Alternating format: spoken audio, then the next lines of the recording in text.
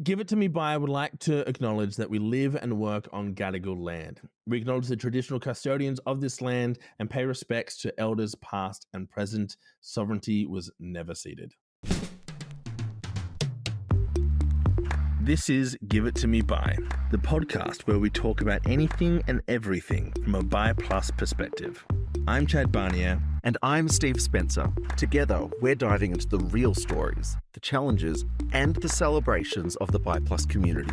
We are here to learn together and, of course, to laugh together. From personal journeys to cultural moments, we are here to amplify a bi plus point of view and spark conversations that matter. So, whether you're bi, pan, queer, or just curious, join us as we explore the world of bi plus experiences. Now, let us give it to you by. Steve, I'm so excited for today's episode because this is kind of one of the ones that when we were first talking about the podcast, we were like, what are these episode topics we should be talking about? This was kind of like one of the first ones that made the list. Totally. Well, I mean, it's a formative topic, right? It is. It's funny because you and I talk about we're doing bi 1.0 and we want to do bi 2.0. And the fun thing about all of this is we get to take that deep dive into these important topics that when you look at it at face value, you're like, oh, okay, bi visibility, sure, we've heard of that. But tonight we are talking about coming out. Coming out. C-U-M-M. I mean, sorry. Yeah, I'm excited about this one. And for the listeners at home, I apologize. My bulldog is asleep on the bed next to me. It's the only way I can get him to shut up. But he's a very loud snorer. So maybe I'll post a photo on Instagram with the dog. But you will hear snoring throughout the episode. That's very awkward because I thought you might have had your child. I thought you were talking to your child before. You're talking to your bulldog. Yeah. The dog is the last furry. You're so furry. Aren't you? Look at that underbite. Look at pooped everywhere again. Now, so yeah, super excited. Coming out is a fantastic topic because there's just kind of 1,000 ways to kind of tackle it. Everyone kind of has a different opinion about coming out. Everyone's got a different experience about coming out. But I think so much of the narrative and the idea of coming out feels very gay-centric, right? I feel like the idea that people have in their mind is kind of a confession and this kind of deep, dark secret. But it feels like the narrative has kind of come from gay stories and gay narratives through the last few decades. And there are some very significant things that bisexual people experience in the idea of coming out and their relationships. So we'll touch on that in a bit, but before we get into the episode... Yeah, let's have some fun first. Let's have some fun. It's always too fun. It's so bad. It's like we just get our rocks off so much just talking about like this deep stuff. But no, first let's start with our banter. Yeah, let's start with our banter. Yes, banter, and then you'll have some banter, and then now I will have some banter. Well, no, I'm going to apologize to our listeners first. I have as I've been saying to Chad just before we started recording, I have a raccoon doing rhythmic gymnastics inside my stomach at the moment. Good Lord. I would like everyone to have that visual, so I might be taking brief pauses. I think Chad, you should... I won't take the microphone into the I think you should tell the listeners the other thing you told me when we first hopped on the call tonight. No, we're not telling the listeners about the photo I thought I sent to someone and then I did not end up sending it to that person. And I fill in the blanks, no everybody. idea. I watched the record button, I pressed send, and it has disappeared. Mark Zuckerberg, have a good evening with that photo. Well, one of our listeners might be accidentally receiving that photo. It's kind of like an early advent calendar from us, from the pod. Merry Christmas. Yeah, you just lifted up this. I was going to say you lifted up, but there's chocolate underneath it. That's that's so bad. That is so bad. That's actually, you know what? That is similar to a conversation that we were talking about. I'm so sorry. In a group chat that we're in this week is this idea that I'm seeing online that straight men think it's gay to wash themselves. Oh my God. Yeah. Okay. I'm in that chat as well. Yeah, we are in that chat together. That there's a thing on TikTok where people are refusing to wash their nether regions front and back because doing so is gay or not straight or not alpha.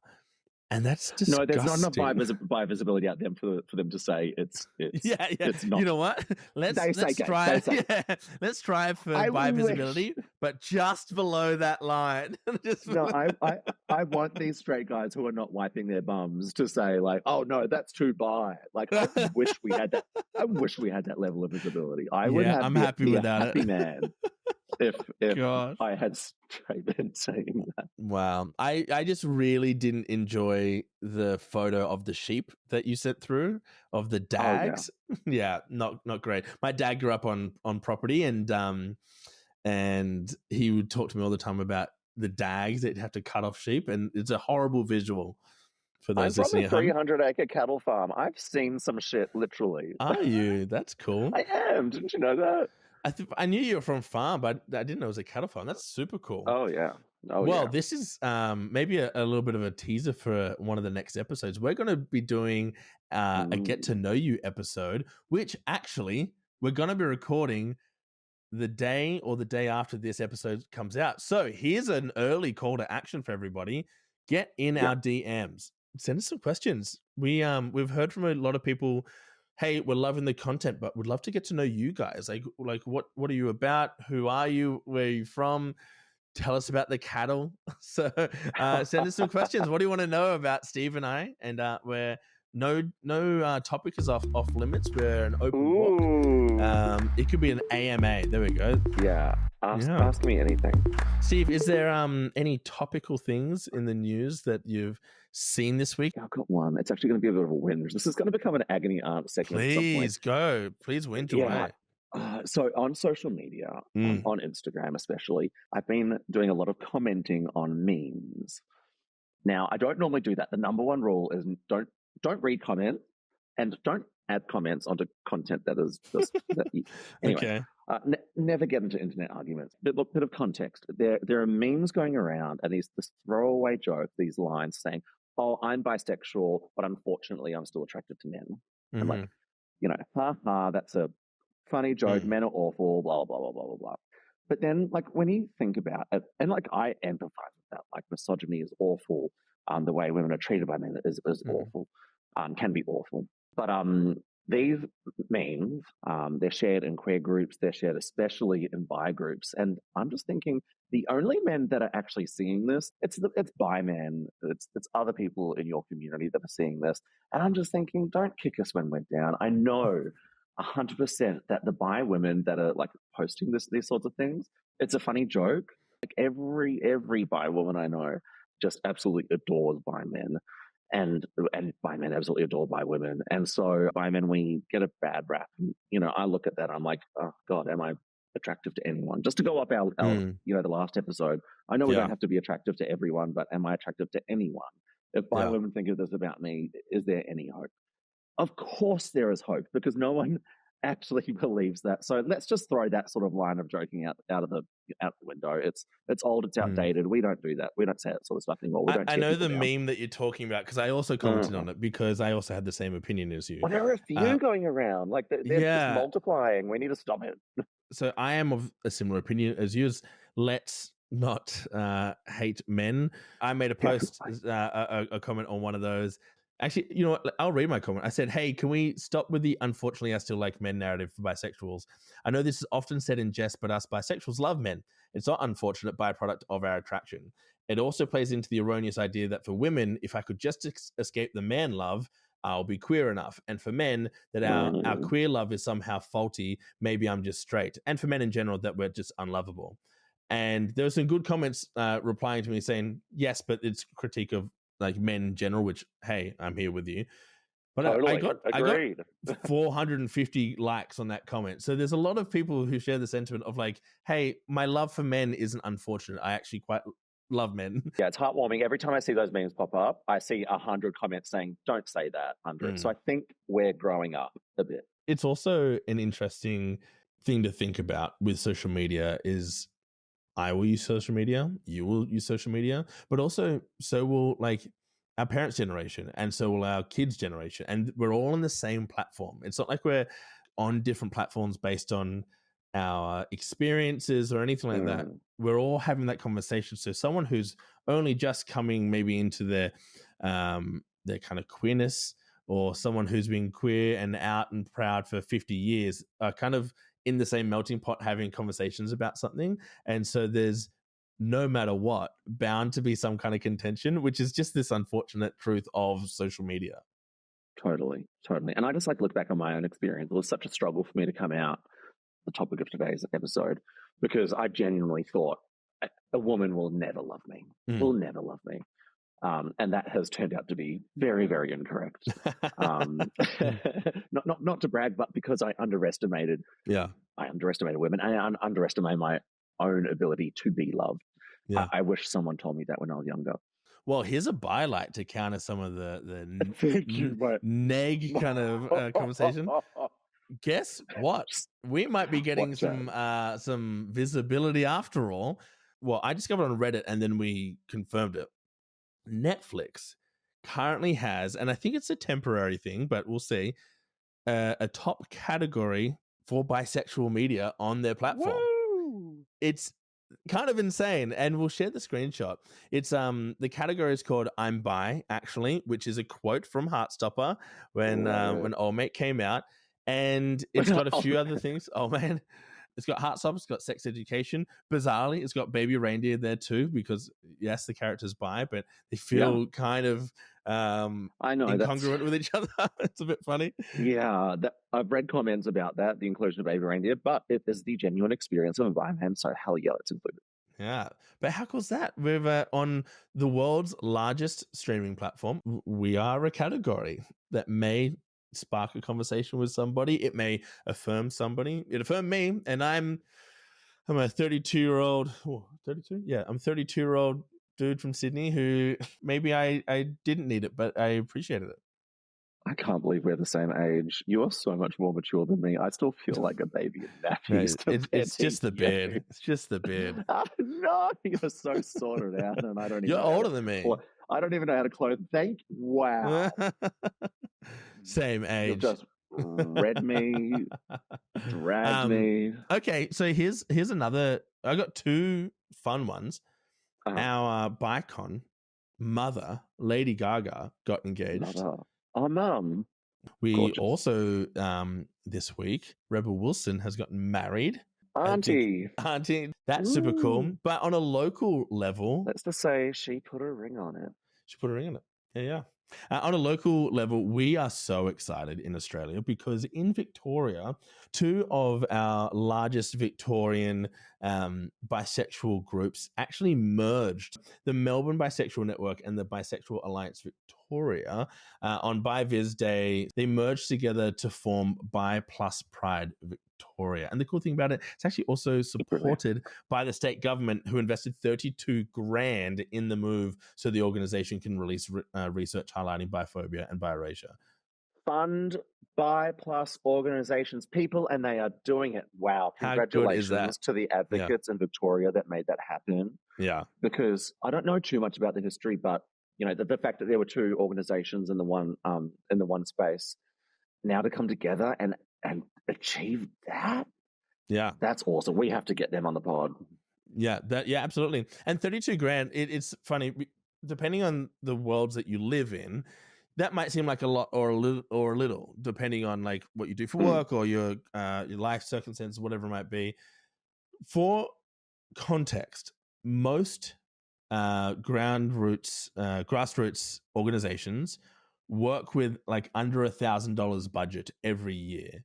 And usually it's donations from the members themselves who are like on leadership or doing it because they have to donate for anything to happen. So for the government to invest $32,000 is super cool. It is not enough. I'll say that off the bat, because we are severely underfunded as compared to other communities, and we'll discuss that on a big funding episode. It's a passion point of mine because I bring it up in every fucking episode. But that's just such an achievement, and just like the biggest snaps for Bi Plus Pride Victoria.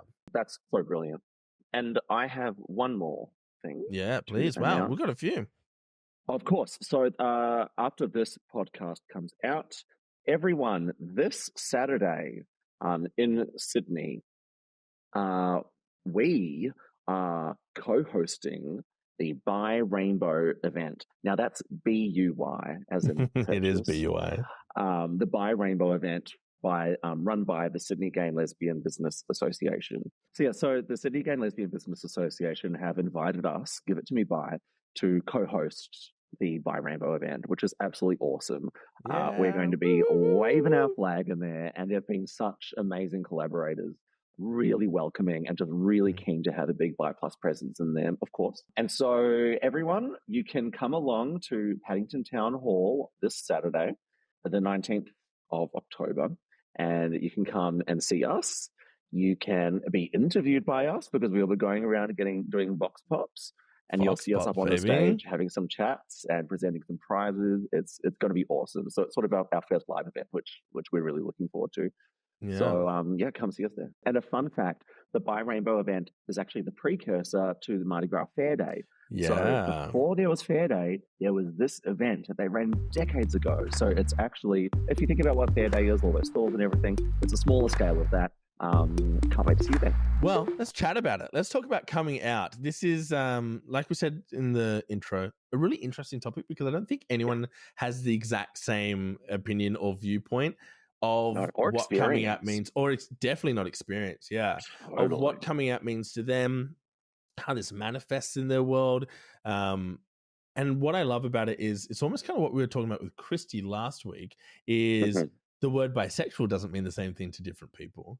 And so there's always a bit of a bridging necessary. And I think the same can be said about coming out is there's an explanation or a bridging of understanding when it comes to coming out. Coming out as we know it on the kind of the most colloquial basis is the idea of telling somebody that you identify usually as a queer identification, perhaps it's a trans identification, to somebody who may not know already and you see as necessary to tell. That's kind of like the basics, right? The 1 + 1 = 2 of coming out. Or in my case, when I tell someone, I'm like, oh, and by the way, I'm bi, they'll say, yeah, I know, even if they're a complete stranger. Oh, let's talk about that. Saying you know is such a douche move.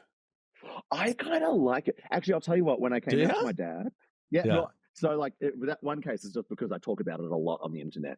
And so if you've been on the internet, you probably know I'm bisexual. But like when I came out to my dad and I told him I was bi, he was just like, yeah, makes sense.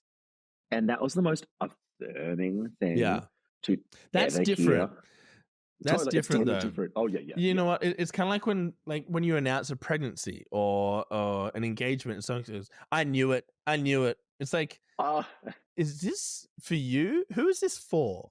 You're kind of trying to win something, like you're winning the gay race or winning the bi race or something. Like you got there before me. I'm so sorry. Well, I think with the I knew it thing, that's pretty common for gay people because they'll be like, yeah, you were dancing in tutus when you were 4, so it's like, we knew it. Or we've had the Gaga albums under the bed, like we knew it. But for bi people, and we'll talk about this a lot here, it's so different because there is no one. There's no one way to be an identity, but bi people especially have such diverse experiences and expressions. It is, unless you're wearing a flag, it's very difficult to tell who is bi. Yeah, for sure. And so coming out kind of comes from this idea of coming out of the closet, right? And so if you were closeted, it means that you were not explicitly gay or not explicitly bi or not explicitly trans or any label, right? And so coming out is coming out of that closet. I like what you said is that there is almost this added coming out for bi people. There is this assumption, and it is an erroneous assumption, and it is not necessarily a healthy assumption. It could be actually quite dangerous, of assuming people are gay if they are a bit camp, a bit effeminate, a bit left of center of whatever it may be. And that's maybe for men, maybe it's more butch for women, or whatever it might be. Yeah. That the assumption is, oh, they must be gay. So, as you could probably piece together, that a lot of bisexual people erroneously get considered to be gay or lesbian, and almost never assumed to be bisexual. So there's this are they, aren't they, about some other label. But it's not just an erroneous assumption, which is the more common thing that we do see. What we're understanding more and more, especially as bisexuality is destigmatized, there are also erroneous coming out. So, the assumption that to be a queer man is to be gay, a lot of bi men might come out as gay, such as in my case, and then later come out as bi. And I think we will see a lot of change in that. And again, there's the way we interpret this concept of coming out and the way we interpret our own experiences of sexuality is just changing so rapidly. I think it's important to recognize that, yes, it is changing. However, at a time when being queer was illegal, it was illegal to be gay, it was illegal to be bisexual. You could literally be arrested for it. It was considered sodomy, and that coming out was very political, but it also risked your safety. And so there is a lot of like kind of online discourse or discourse for the younger generation of, why do I need to do that? Which is totally cool. And I love that we're getting to that point. But it has come from a place of, if I come out, I'm inviting a certain existence for myself because of the context that I live in, which is potentially an unsafe society, an unsafe environment, an unsafe point in history. Sometimes that's just unsafe family members. People have come out and have been kicked out of home. People have come out and been victims of violence. People have come out and had to really kind of fend for themselves. Yeah, so very uniquely for bi people coming out and losing a relationship, because bi people are the only people that have to come out to their partner. Yeah, yeah. So that's when it comes to sexuality, a very unique experience. Yeah, when it comes to sexuality. So it's important to, while we love that these things are kind of softening, it's important to recognize that these have come from ideas about safety and safety in community, safety in our inner circles, that there is a middle ground. So there's our generation, there's one just above ours, that like we have a bit of a hangover of the safety aspect, a hangover of the stigma. We've got and like, although it is still alive and well, trust and believe, it may not come with all of the above. It might come with a potential risk in other ways than perhaps maybe physical, or it might be social sanctioning in some capacity. Everyone's experience of coming out is so different. And there are still a lot of people who listen to podcasts who may be in the closet or maybe in a version of the closet, because with bisexuality, again, to Steve's point before, is like the assumption of somebody who isn't straight is that you're gay, is that when you come out as bisexual, you almost have to keep coming out. Every single person it expects that you are something other than bisexual. It's either gay or straight typically. And so you may be out to some people in your life. And we see this in the literature as well, that some people might know that you are out or might know that you identify as bisexual, but most don't. And that's usually a partner or a friend and maybe not your partner. And so there's kind of this balance and this kind of dual life that some people lead. And that's tough. Yeah. And some people are quite happy with that duality, if you want to call it that. Like, that's true. Some people are perfectly fine with not opening themselves up to the world in that way, because perhaps to them their sexuality is a very, very small part of their experience. And and when my own sister came out to me, she's been in a relationship with her husband for years, and when she told me that she was like me, which was her way of saying that she was bi, and then I said, so are you bi? And I was like, well, yes, And then say the word. say the word. But the thing is, she'd never really thought that much about it. But then through our conversations and through actually just talking not long about it, most of the people who have thought, oh, it's only a small part of my life, they then appreciate this whole new part of themselves. And rather than trying to push it down and just pretend that it was sort of, not pretend it was never there, but just like go, it's just an ornament in the corner that I don't think about anymore. Actually go, no, I'm going to honor that ornament, even if it doesn't impact my life in a relationship, whatever. You can still honor that part of yourself and still find community for yourself and be a part of something, because we all want to be a part of something. And coming out, it is not just about, telling the world something about yourself.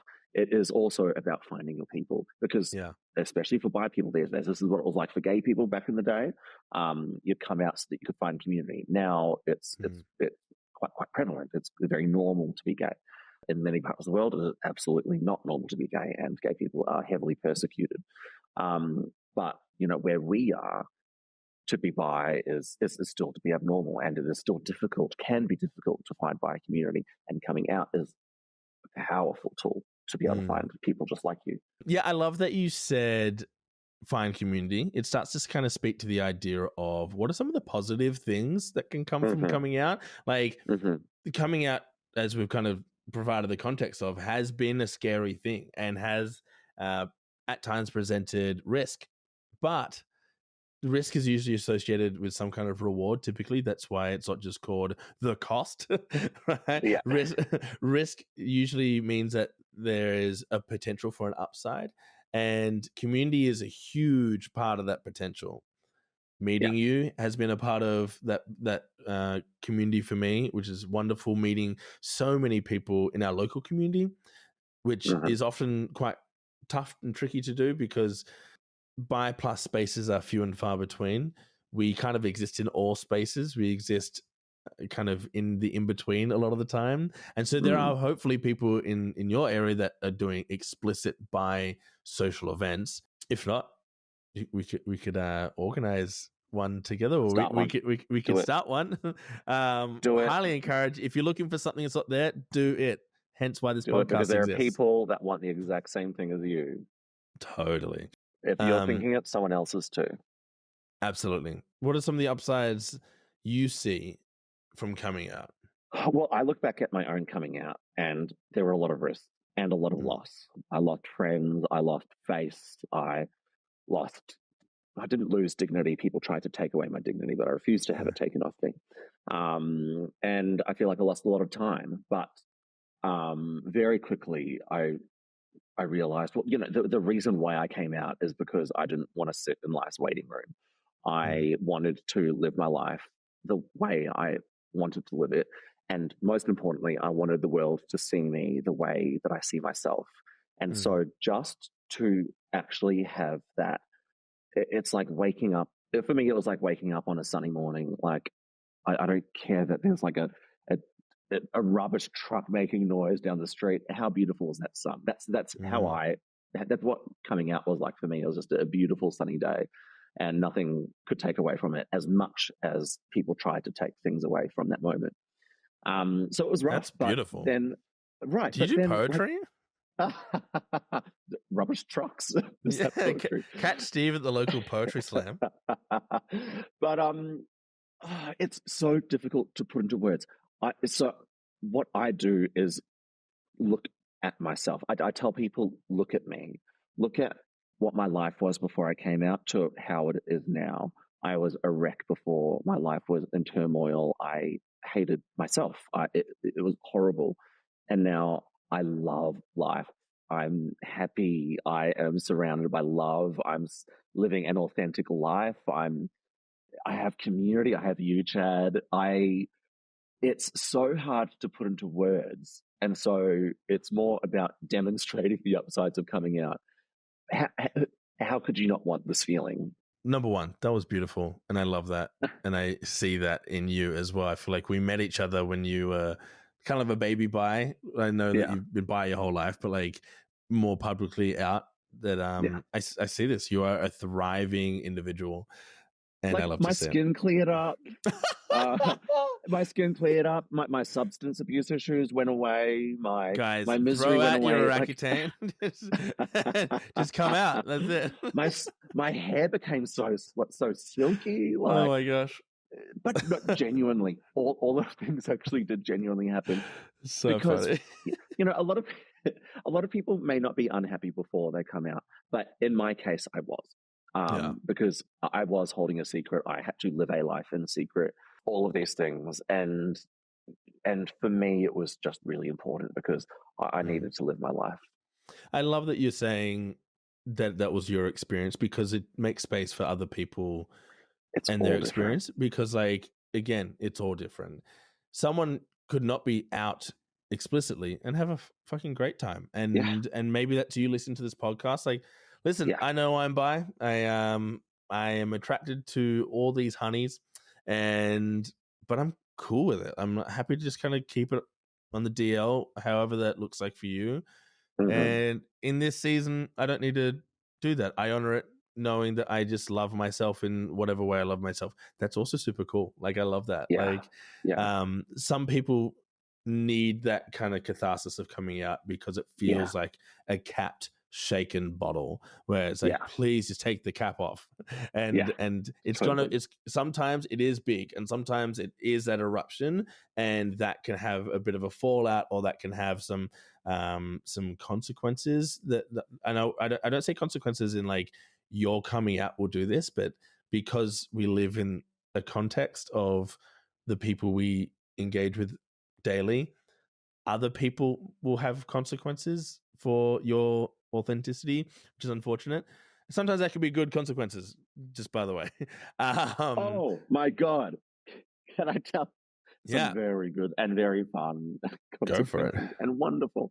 And but like, to those for those people who might, everything's fine, and so what is the point of coming out? I'd say to them, it can enrich your life even more. You can add so much more to your life. Yeah. I've been stewing on this joke I've been trying to make since you said your hair looked good. I was like, is that a keratin treatment? Or is that just bisexuality? Or something like, there's a joke in there somewhere. Maybe she's born with it. Maybe it's bisexuality. Yes, great. Please, someone make that a meme and send it to us.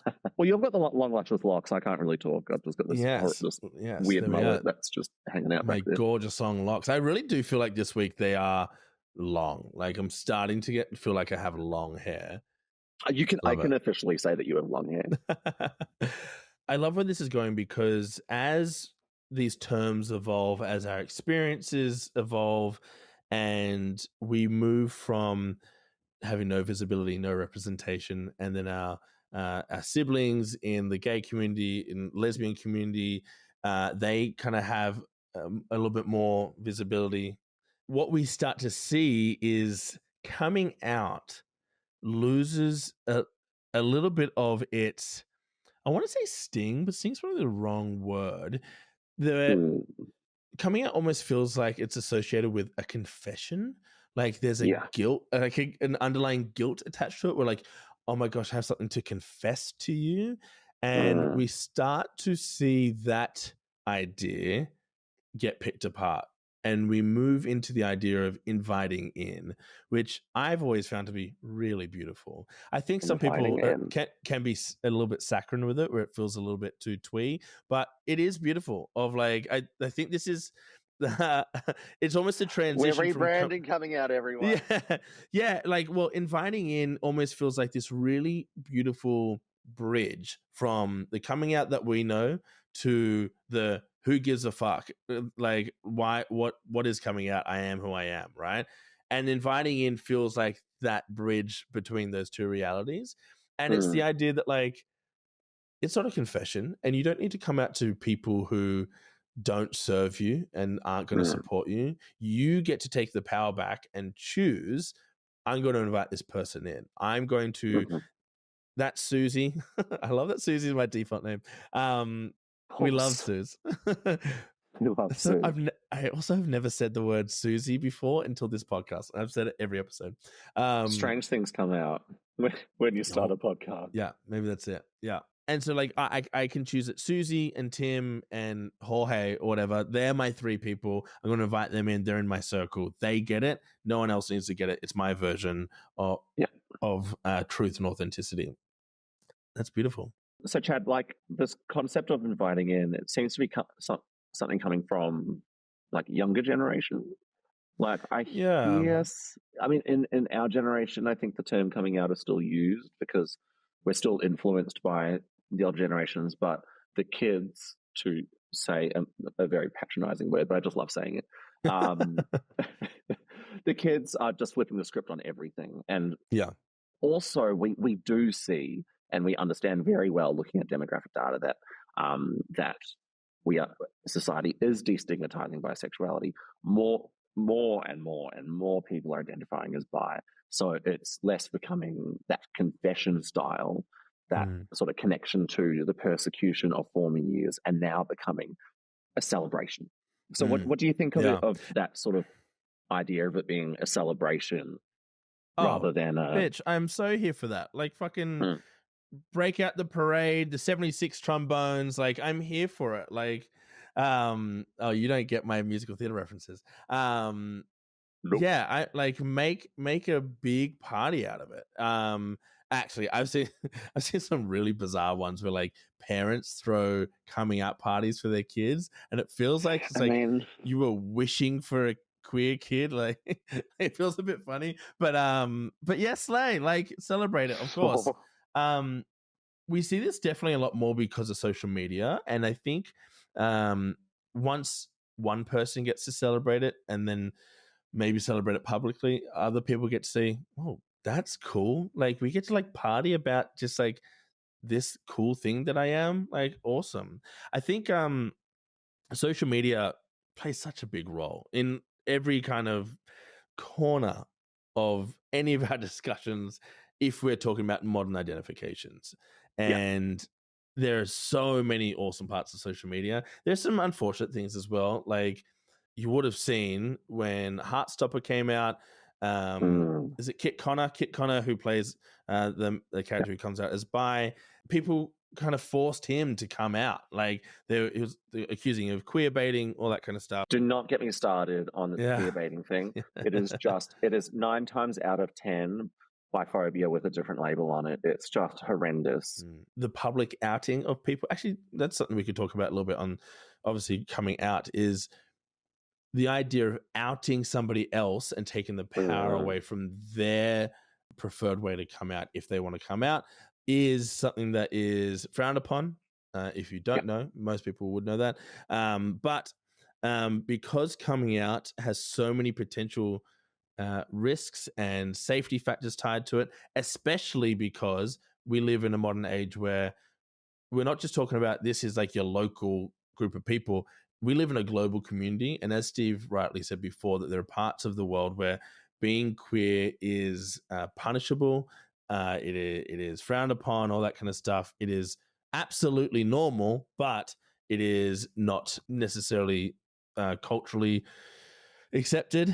So outing somebody on this global platform is quite a tricky thing to navigate. Don't out people, which I've actually found that can be tricky because we are all so comfortable talking about our identities these days that sometimes you might just matter-of-factly call someone, oh, that's my bi friend Chad, that's my bi friend Steve.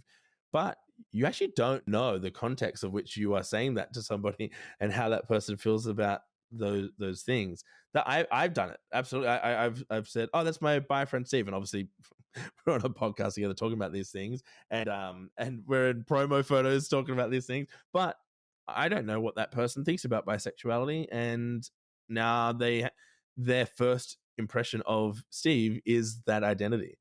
Well, I have like 3 personalities. It's being bi, being HIV positive, and then the third one, I don't know, Jim. So being a thought. That's a pretty fine assumption for them to make. I am deeper than that, but I find a lot of people, being an out bi guy means a lot of bi men who are not out will come out to me in private. And so I do like have to be very careful to never mention people's sexuality. Um, even if they haven't explicitly told me, please don't tell anyone, which it does happen a lot. And it kills me every time someone says that, please don't tell anyone. But also very, very understandable, because it is still not safe, even where we are in a community that's very accepting of gay people, where bi people do not feel comfortable. For anyone that does want a space where they can talk about being bi but don't have necessarily an outlet for that, we have a private Facebook group where there's so many amazing supportive people that you can talk about these kinds of things with and say, hey, this is my circumstances, my reality. I don't have anyone I can talk to about. And at the moment, it's a small community. There's 40 of us, but we're all super cool, and we'll chat to you about it. We'll support you through whatever you need. And ask any topic. Yeah. And like what I said at the very beginning, if you're thinking it, other people are thinking it too. There's no dumb comment. It like in all of these bi groups, people say, I'm not sure if this is the space, and it's in bi spaces, it's the space. Whatever you want to talk about, Dungeons and Dragons for you, gym tips for me. This is the space you can talk about it. And in fact, it's one of the few spaces. So yeah, definitely people come join our community on Facebook. I dare say a lot of people playing Dungeons and Dragons are bi. Have you seen the blue hair that gets along to the Dungeons and Dragons games? Not the blue hair, Chad. We are going to get cancelled by the blue hair community. Okay, actually, here's an almost bi-light that happened this week. I went to the fruit shop near my place this week, and the fruit shop, is that what they call it? The fruit shop. Now? That's just what they call Oxford Street. No, they. I went to the fruit shop, and there was a person at the end of one aisle and another person at the end of another aisle. And one had pink hair and one had blue hair. And I was this close of being like, I think I know a podcast you might like. I love that you just put the finger gun to the listeners. And okay, if you're on YouTube, Shad just did the finger gun. Like, I feel like I wanted to clock him and be like, hey, babe, I get it. You're bi. Here's a podcast for you. But I was like, oh, I can't do that. I can't call you out in the middle of a fruit shop. But I wanted to so badly. That could be an incredibly affirming experience for them. It could be. That's great. Wait, I want to go back one step. So you went to the fruit shop and there were people in the aisle. So what you mean is you went to Oxford Street and went to a cruise club. Sure. Yeah. Sure. Yeah. Okay, great. Just wanted to translate there. I don't know where to go from that, because it's so outside of my experiences that I don't know. I don't have any good jokes for you. That's why we're good here. Could you notice blue and pink hair under red lights? That's the closest thing I've got. Is it red lights? Oh, you're lucky if you get red. You're lucky if you get any light at all on those blazes. Oh, right. See, my limited experience. Right. Yes. Look, social media is great for a few reasons. One, just like we talked about, our Facebook group is technically social media, right? So you can find community and you can come out and you can privately come out. And that's something that Professor Christy Newman said in our last episode, if you haven't caught it, is someone had asked the question, how do I explore my bisexuality inside of a monogamous relationship? I don't want to break that monogamy contract, but I want to figure out this bisexual thing. Christy's answer was find online bi communities. So yeah, little/massive plug to come join us on Facebook.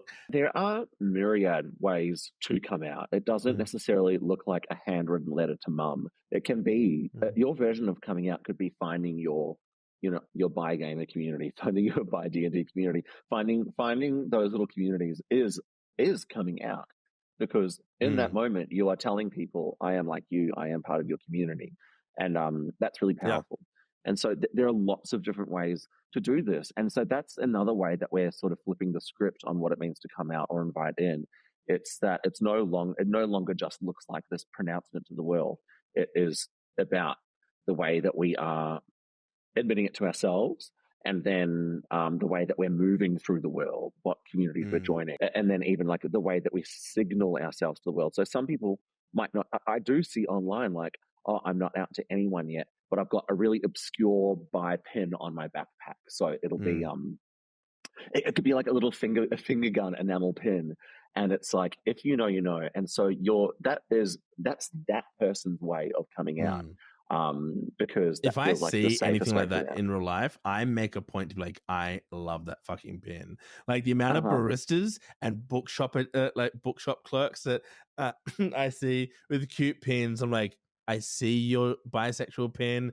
I love your bisexual pin. Have a great day. I'm always pumped when I see it out in the world, and like you get this immediate massive smile. Oh my gosh, someone gets it, and they see me. It's super cool. One of the cool things about, like, if we're going through history, this timeline of not being out, the idea that coming out was this big, radical, potentially unsafe thing to do, through to kind of our kind of generation, then into inviting in. We are now seeing a generation of kids who are just so matter of fact about this stuff. And I'm seeing friends with kids and acquaintances with kids who older than mine. So I've got a 2-year-old. Their kids are kind of anywhere from 7 to 17, and they're all coming out. Well, not all, obviously, but like a large amount of them are like exploring what that looks like for them and trying that on and seeing, does this label fit me? And it's not like, hey mum, I've got something really quite shocking to tell you. It's like, oh yeah, I'm pan this week, mum. And it's cool. The kids get to have that psychological safety of just like, yeah, it's just what I'm doing at the moment, and we'll see if it fits. And then next week, oh, actually, I think bi felt better for me, actually, and that feels a little bit more realistic or more authentic to my reality. And these kids are just so blase is probably a bit dismissive, but like this idea. No, I know what you mean. I know what you mean. But blase isn't necessarily a bad word. Yeah, true. I saw someone in a video this week say that the younger generation hear the phrase coming out and say, that's a millennial problem. And I was all at once aghast. I was shook. In my home. In my house. But also quietly very emotional about hearing that. Like, that's beautiful. Yeah, totally. But also, oh gosh, we've got so many but alsos in this episode. So I do a lot of work in sexual health, right?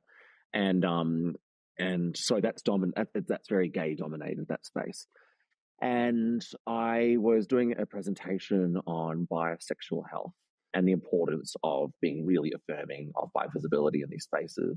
And a gay man who works in the area said, "Oh, we're generally moving away from labels, and we're looking, and we're just looking at behavior." And I get it. And they said, like, "Oh, that's sort of the way that we see trend going." And I had to disagree. I'm like, no, like people aren't rejecting labels. Younger generations aren't rejecting labels. We see in the data that more and more and more people are using these identifiers. More and more people are identifying as bi. Gen Z, 75% of Gen Z LGBTIQ plus people identify as bi. That's a huge growth, and it just keeps on growing.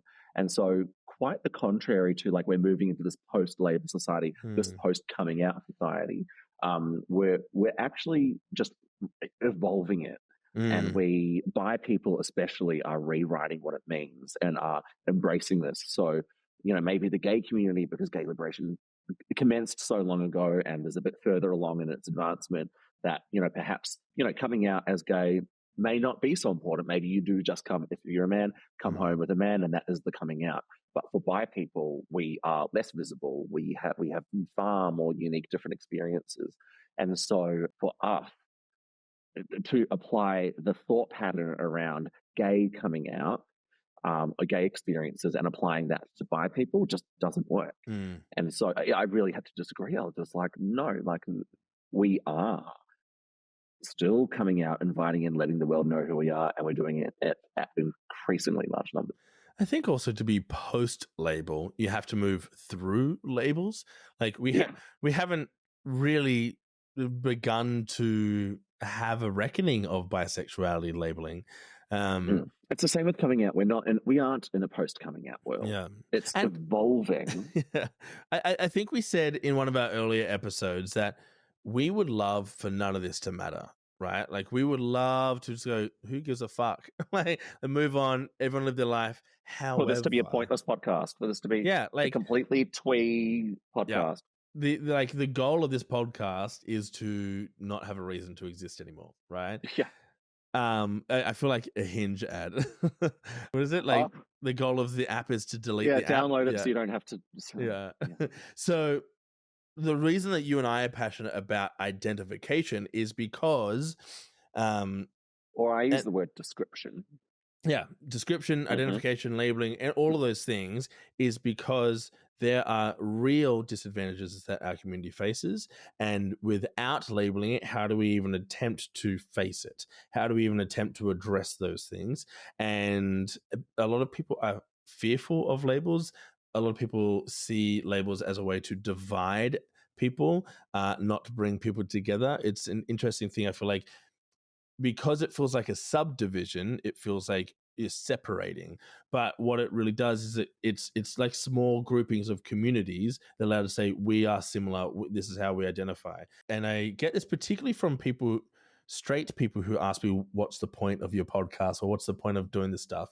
Can't we move past labels?" It's because they're just real things that we need to contend with as a community, that labeling, identifying, or describing it as such is the first step on the path to addressing those needs. Yeah.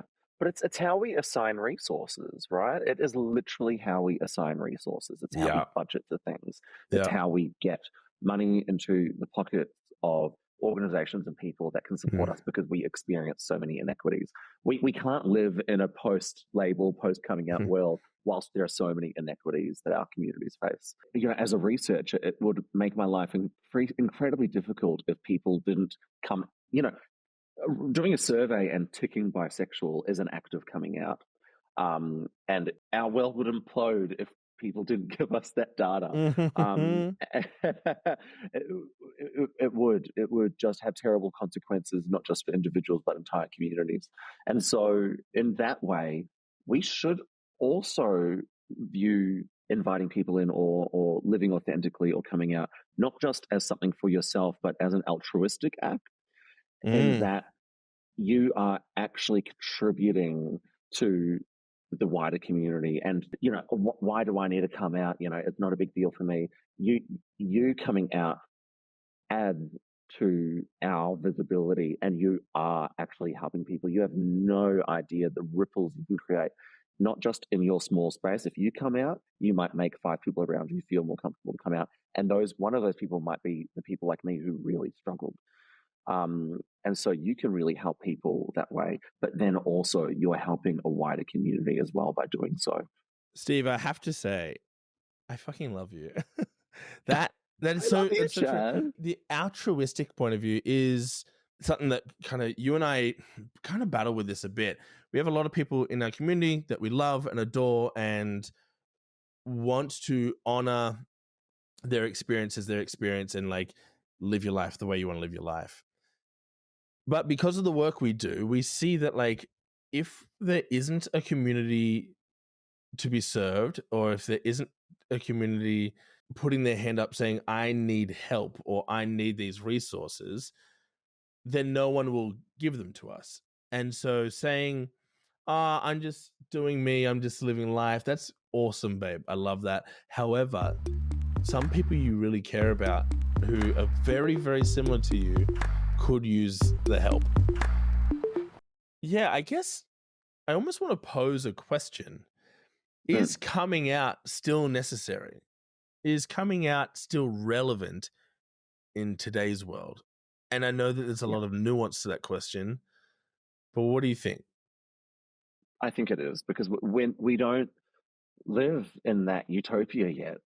It just, like I said, we face so many inequities.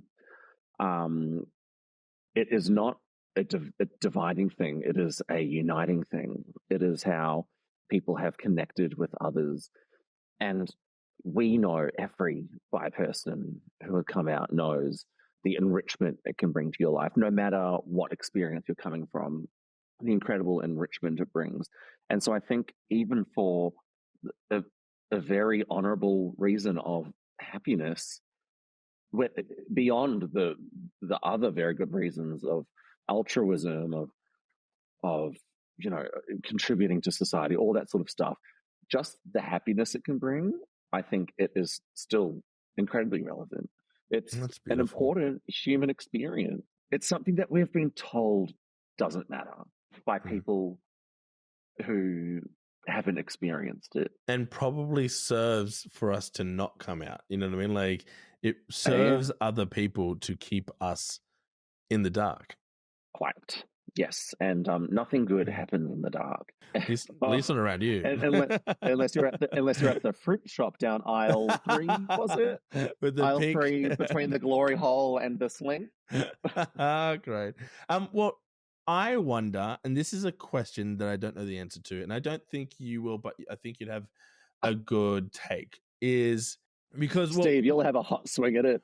We, compared to all other queer identifications, bisexual people are out far less, like in an incredibly lower amount, and even further still for bisexual men as compared to bisexual women. Yeah. Do you think that some of the disparities when it comes to health and all those things could be in some way influenced by that reality? And then do you think that coming out is almost a necessary step to take to free us from some of those chains that bind us? To that last bit, absolutely. I think it is an incredible key to unlocking something good. But to your first point, look, we can look at some data, and so I'm not implying causation here, but the people least likely to be out are bi men, and the people with the worst mental health outcomes are bi men. We are seeing a group of people here who are not out and who are incredibly unhappy. I would like to see what would happen to our mental health statistics in the bi+ community if we saw bi men coming out.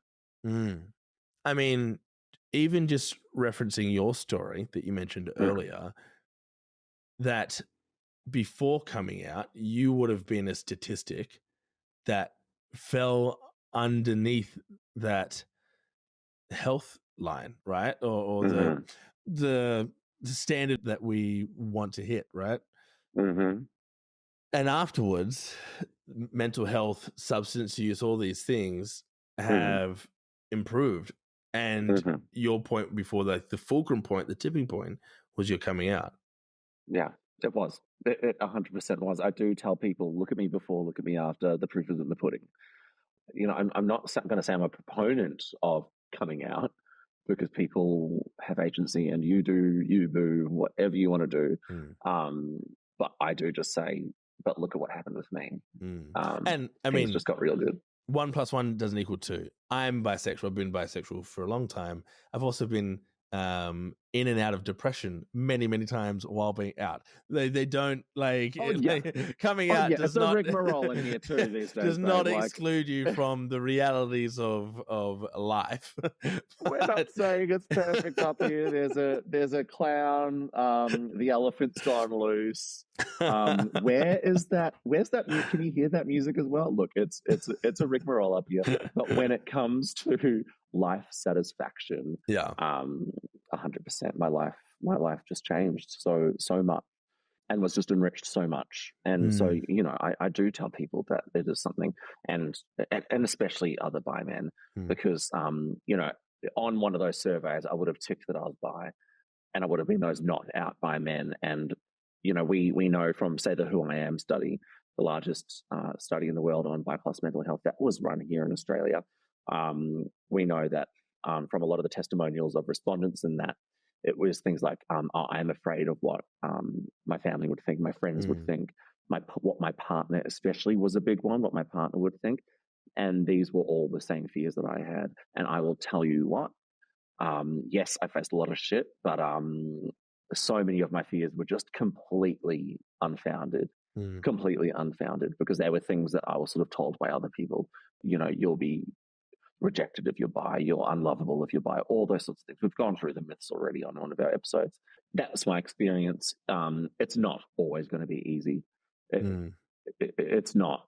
In the younger generations, we can see that things are getting easier.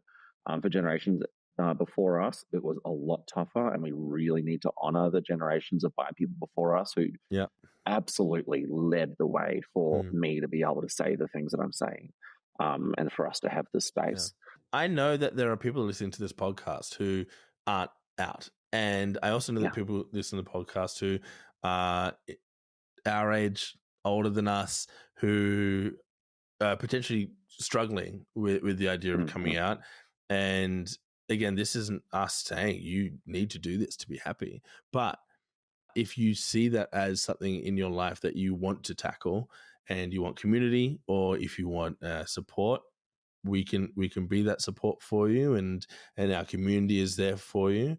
But there are communities all over the world that you can dip into and see as a resource, and just want to send you all that love and all that goodwill your way. We'll be thinking of you.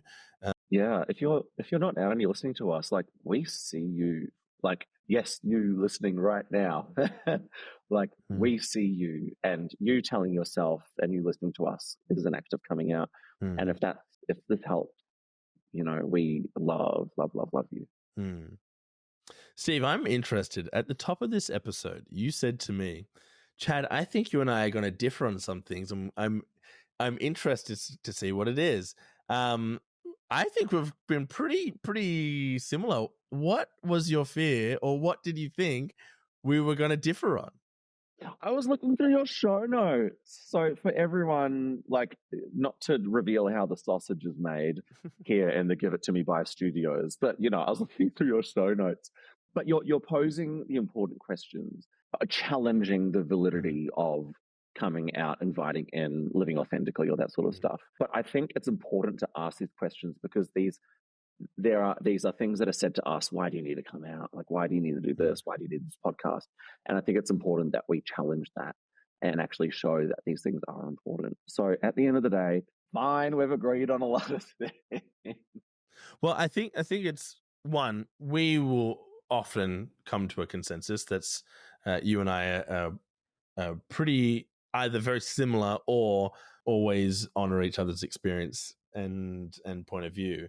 However, if you disagree with any of these things, let us know. Like, comment on our socials, join the group, email us, comment on YouTube, whatever it is. What role do you think coming out has in today's world? Like we aren't the be all end all on the conversation of coming out. This is our experience and our kind of perspective from where we sit.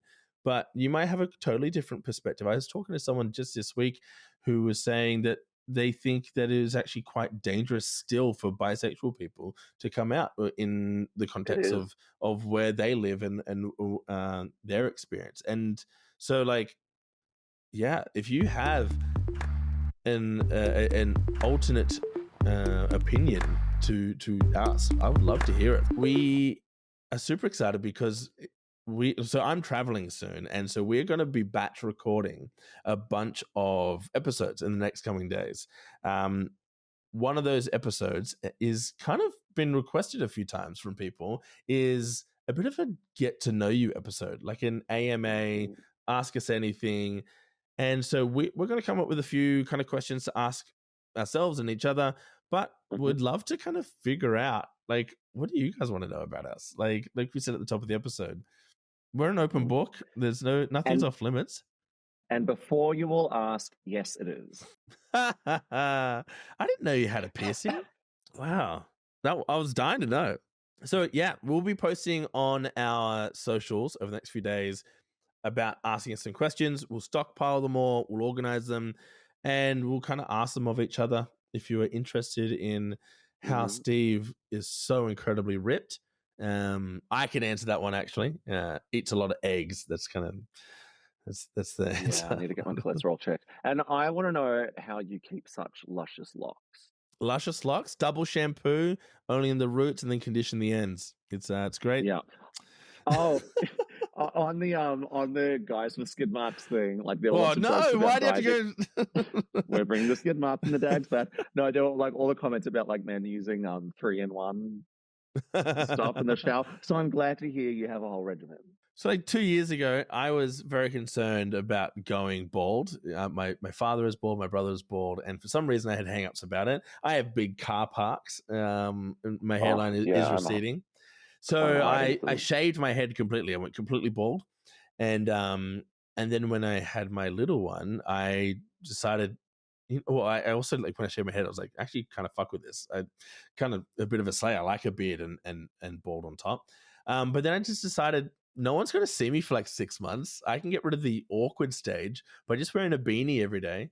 And so I kind of got a head start on growing my hair. 2 years later, I've got like shoulder length hair, and I'm loving it. I feel like the rock star I always wanted to be.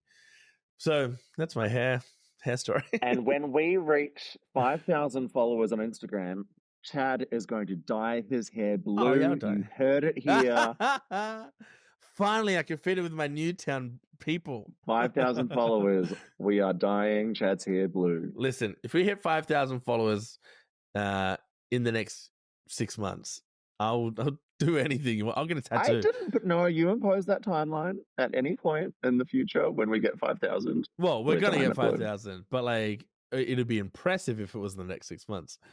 We should like set some like little like challenges. Like I'll get any tattoo you want to put on my body, but for like a milestone. God. Can we start a GoFundMe for ridiculous tattoos? Like Done. Literally, because I want ridiculous tattoos. You have a ridiculous tattoo. Which that's one of the questions next week. Yeah. We're gonna have that as a question. What tattoo does Steve have on his back? We can, where on my back though? yeah, or Steve's chest for that matter. Steve's got some great tattoos. He's got 6, and they're all great. You have the world's most iconic thigh tattoo. Yes, but that one's private. I will be asking for the open book. Is I think maybe that's the only off limits one. My family listened to this. Okay, they listen to it. So this is going to be a YouTube exclusive. Stop it. My sister only listens on YouTube. if this is for people to head on over to our YouTube. Chad may reveal his gorgeous new tattoo. Oh gosh. Maybe I can drop hints to where to find it if you're a good internet sleuth. It's that good that it is on the internet, people. Oh God. Okay, here we go. All right, beautiful. Nice. Okay, this was fun. Coming out, great topic. I think we kind of got it all in there. What do you reckon? Yeah, there's so much. And like, I'm just really keen to hear from people's own experiences. And I hope as well, listeners, like hearing a bit about our experiences and our thoughts on this, like gets your own juices flowing. Like, especially for bi people, there's the common refrain that we're always coming out. We're constantly having to come out. So maybe we can all think about how that looks in our future, because, we'll continue to be doing this. I still do. And how we might be able to reframe that for ourselves. Because if you do find it exhausting, how can we actually make it an enriching experience? Yeah. Well, before we leave, I wanted to read out a podcast review that we got this week. A lovely 5-star review on Apple Podcasts. This is from Chris. Thank you, Chris. I see you liking all of our things and commenting, so I appreciate you. Chris has left a lovely long one. I'll read it out here. So it's a must listen. Starts with capital letters, a must listen. I highly recommend listening to this podcast. Smart, thought-provoking, and interesting. They're obviously talking about me. Hearing about the bi experience from these two really cements the fact that we need to be more accepting and inclusive of the community. So far, episode 5 has been my favorite. We love episode 5. As it confronts stereotypes, myths, and talks about how hurtful the language that we use can actually be. I urge you to listen to this to open up space to hear their perspective. Looking forward to next week's episode. Chris, I adore you. Oh, Chris. That's beautiful. Oh, I'm getting Chris's name tattooed on me. Done. You heard it here first. You didn't even put up any money. I'll get that review tattooed on my which cheek is clear, on my left cheek. I don't have any butt tattoos, actually. Interesting. Yes. Well, it's because of all the skid marks. Oh no! Oh my God! This is not the skid mark episode. This is not a skid mark episode. I can't wait till we reach season 2 when we can start doing just really obscure episode names. Yeah, great. Just skid marks and episode. dags. Yeah. Well, thank you, Chris. I really appreciate that review. I love getting reviews. It makes my week. If you want to leave reviews, Apple Podcasts is a place to do it because Spotify don't let you write anything. And I'm a words of affirmation person. I need that for my soul. So drop us a line and a review over on Apple Podcasts. That'd be very appreciated. We have 3 really lovely long reviews. They're the good ones. And someone left us a 1-star review. So we really need to boost the numbers. Yeah, everyone, a word of warning. So Chad doesn't actually breathe oxygen, hydrate, or eat. He purely sustains himself on reviews. So if we want to keep Chad alive, please leave us a review. Because we love Chad and he brings so much to our world and he's my hero. And if we don't get reviews, that'll hurt. If we want to keep Chad alive, leave reviews. 0 reviews. 0 reviews. Right. Amazing. Thank you so much for listening, everybody. Thanks, everyone. Has been Give It To Me By Keep It By. Oh, Keep It By. Love yous. Keep it by. Love you, guys.